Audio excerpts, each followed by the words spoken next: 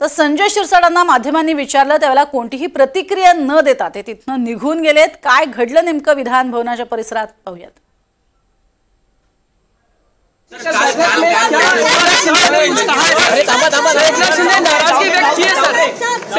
नाराजगी व्यक्त की आप लोगों के लिए सर।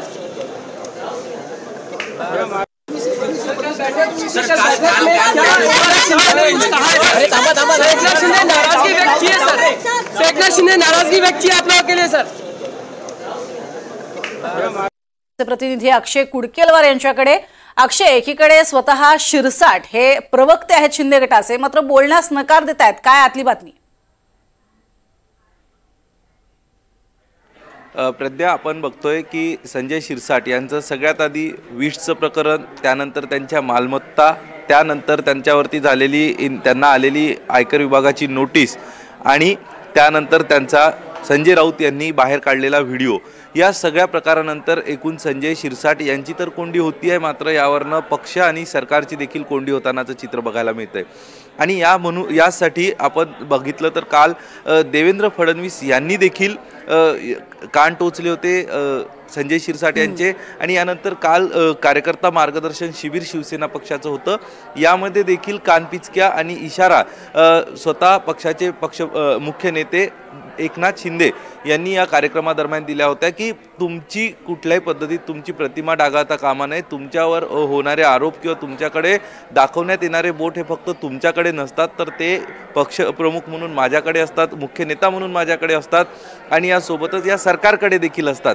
त्यामुळे तुमची प्रतिमा जी आहे ती स्वच्छ राहिली पाहिजे। आणि मला एक स्पष्ट शब्दात त्यांनी इशारा देखील दिलाय की तुम्ही सगळे माझे कुटुंब प्रमुख आहात, मात्र कुटुंब आहात, मी तुमचा कुटुंब प्रमुख आहे, मला माझ्या कुटुंबावर कारवाई करायला अजिबात आवडणार नाही, मात्र तशी वेळ तुम्ही आणू नका। एकूणच हा इशारा होता संजय शिरसाट आणि संजय गायकवाड यांना। मात्र संजय गायकवाड यांचं फक्त एकच मारहाणीचं प्रकरण पुढे आलेलं आहे, ज्याचंही समर्थन करता येणार नाही, मात्र तुलनेने संजय शिरसाट यांचे अनेक प्रकरण बाहेर येतानाचं चित्र आपल्याला बघायला मिळतंय। इन्कम टॅक्सची नोटीस आणि व्हिडिओ नंतर काल अंजली दमानिया यांनी देखील संजय शिरसाट यांच्या माध्यमातून काढण्यात आलेल्या 2000 कोटीच्या निविदेसंदर्भात गंभीर आरोप केले होते। भ्रष्टाचारासाठी ही निविदा काढण्यात आली असा आरोप केला होता। आता काही वेळातच इम्तियाज जलील माजी खासदार आणि एमआयएमचे महत्त्वाचे नेते हे संजय शिरसाट यांच्या विरोधात एक पत्रकार परिषद घेणार आहेत। एकूणच संजय शिरसाट यांच्या भोवती एक आता आरोप प्रत्यारोपाचं वातावरण आहे आणि यामुळं संजय शिरसाट यांच्यामुळं सरकारची देखील प्रतिमा खराब होते। त्यामुळं संजय शिरसाट यांनी कमालीचा बदल त्यांच्या वागणुकीमध्ये केलेला आहे, ते प्रचंड अस्वस्थ दिसत आहेत, माध्यमांना टाळणं सुरू केलंय। यापूर्वी संजय शिरसाट महागड्या गाड्यांमधनं विधिमंडळामध्ये यायचे, मंत्रालयात किंवा कुठल्याही कार्यक्रमस्थळी यायचे, त्यांची डिफेंडर एक गाडी होती, त्यासोबतच त्यांच्या मतदारसंघात लँड क्रुझर गाडीने प्रवास करायचे। मात्र काल ते अत्यंत साध्या सरकारच्या माध्यमातून देण्यात आलेल्या महाराष्ट्र शासनाच्या गाडीतनं त्यांनी प्रवास करण्यास सुरुवात केली। कुठतरी आता संजय शिरसाट बॅकफूटवर जातानाचं चित्र आपल्याला बघायला मिळतं आणि असेच आरोप प्रत्यारोप जर सुरू राहिले तर कुठेतरी फक्त शिवसेना किंवा संजय शिरसाट यांची प्रतिमा खराब होणार नाही, तर ही सरकारची, अर्थातच पारदर्शक सरकार आणि स्वच्छ मुख्यमंत्री म्हणून ओळखले जाणारे देवेंद्र फडणवीस यांच्या प्रतिमेला देखील त्यांनी धक्का लागू शकतो। त्यामुळे देवेंद्र फडणवीस यांनी देखील आपली नाराजी व्यक्त केली आणि याचा परिणाम येत्या काही दिवसात संजय शिरसाट यांच्या मंत्रिपदावर देखील होऊ शकतो आणि त्यामुळे संजय शिरसाट आता माध्यमांना टाळतानाचं चित्र बघायला मिळतंय। नक्कीच अक्षय, खरं तर तू म्हणतोस तसं की एक तंबी दिलेली आहे शिंदेंकडूनच शिरसाटांना। या संदर्भात अधिक माहिती घेणार आहोत देवेंद्र कोल्हटकर आणि त्याचबरोबरीनं थेट छत्रपती संभाजीनगर इथून सुद्धा आपण मोहसिन शेख यांच्याकडून अधिक माहिती घेणार आहोत। देवेंद्र, मुळात विधान भवन परिसरामध्ये आल्यानंतर प्रतिक्रिया देणं हे स्वाभाविक आहे आणि ज्यांच्यावरती आधी प्रश्नांची सरबत्ती झालेली आहे, अनेक प्रश्न त्यांच्या बाबतीत आहेत, असे शिरसाट मात्र यावेळेला बोलत नाहीयेत। अनेकदा उघडपणे आणि अतिशय दिलखुलासपणे बोलणारे शिरसाट मौन बाळगतात, काय कारण?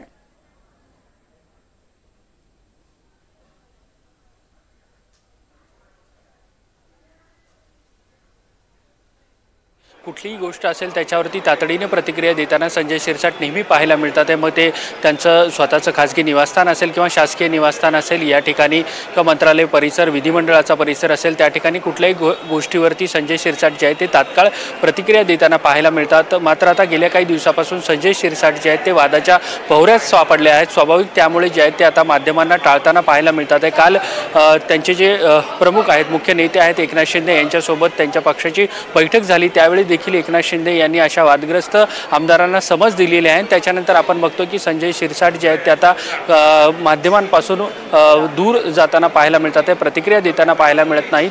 काही वेळापूर्वी ज्यावेळेस ते विधिमंडळात च्या परिसरात आले, विधानभवनात जाण्यासाठी आले, त्यावेळेस आपण त्यांना प्रश्न विचारण्याचा प्रयत्न केलेला होता, मात्र त्यांनी कुठलीही प्रतिक्रिया दिलेली नाहीये. त्यामुळे एकूणच आपण बघतोय की वेगवेगळे जे आरोप त्यांच्याकडे होतात ते उद्धव ठाकरेंच्या पक्षाकडून केले जाणारे आरोप असतील, सामाजिक कार्यकर्ते अंजली दमानिया यांच्याकडून केले जाणारे आरोप असतील किंवा इतर लोकांनी केले जाणारे आरोप असतील, या पार्श्वभूमीवर संजय शिरसाट जे आहेत ते माध्यमांपासून काहीशी दूरी बनवताना आपल्याला पाहायला मिळतात.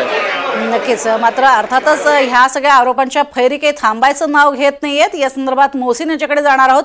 मोहसिन, आता जलील आणखीन एक नवीन मुद्दा काहीतरी घेणार आहेत आणि त्यांनी हे स्पष्ट केलंय की लवकरच हा घोटाळा बाहेर काढेन. काय कळू शकलंय नेमका कोणता हा मुद्दा आता जलील समोर आणणार आहेत?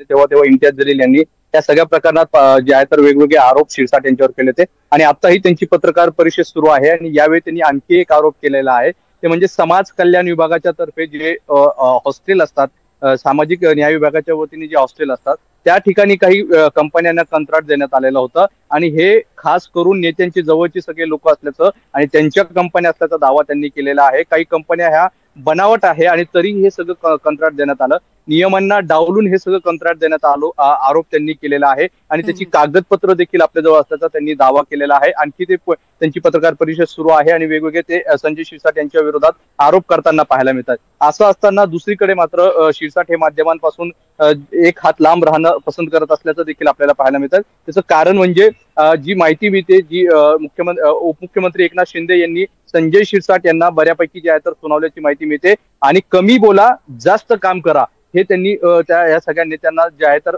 कान पिचक्या दिल्या आहे आणि त्यामुळेच कुठेतरी शिरसाट आता कमी बोलण्याचं मंत्र कुठेतरी पाळताना आपल्याला पाहायला मिळतात.